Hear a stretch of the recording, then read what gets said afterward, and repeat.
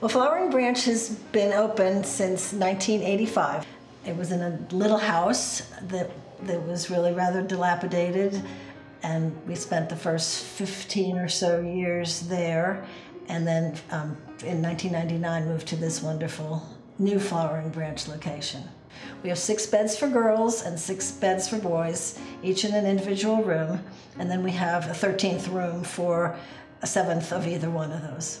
Well, the kids who come here may be runaway or homeless. They may also be, and more likely, are in the custody of the state. Their children have been removed from their parents for whatever reasons, sometimes for drug reasons, sometimes for serious neglect, sometimes because they're just not safe in the home that they had come from.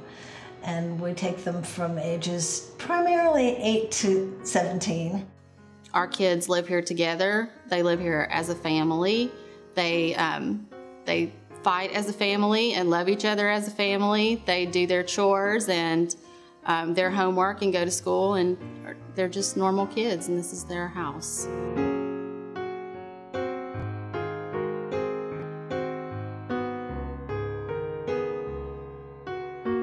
Thanksgiving is a special time here at Flowery Branch. It's a time when kids may feel extra loss because they're not with their families.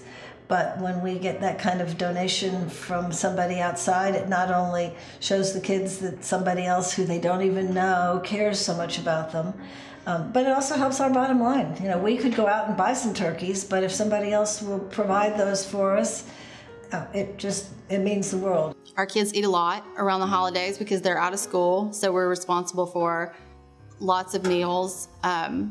And so we were able to use that, and we appreciated it very much.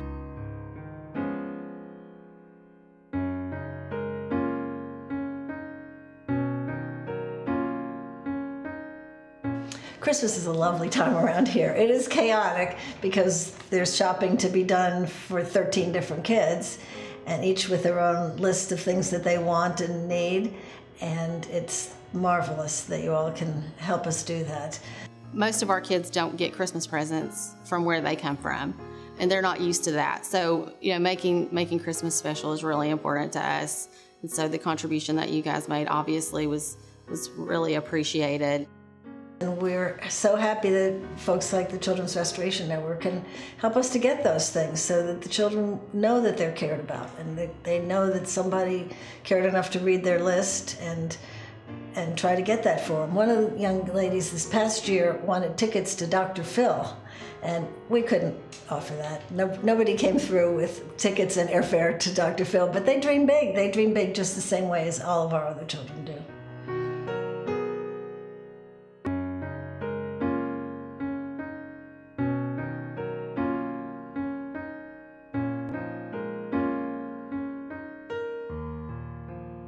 We also have mentors, adult mentors. That's what you see on the wall beside me. These are pictures of some of our mentors, most of our mentors over the years, who come once a week and spend an hour with the kids, one-on-one.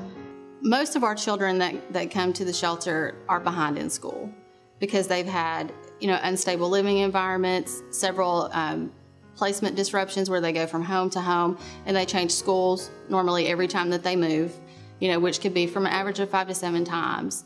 So having somebody come in and just spend that one-on-one time with them is very helpful in helping us keep up with their homework. I mean, we have 13 kids, you know, and they all have their own requirements. It's difficult for us to manage all that, so it's very helpful for us to have community volunteers to help with that.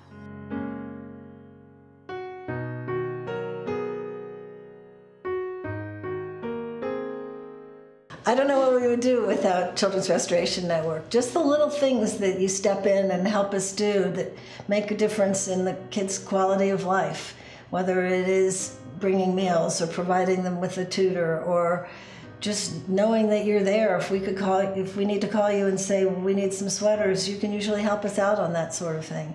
And it means a great deal to us. Thank you.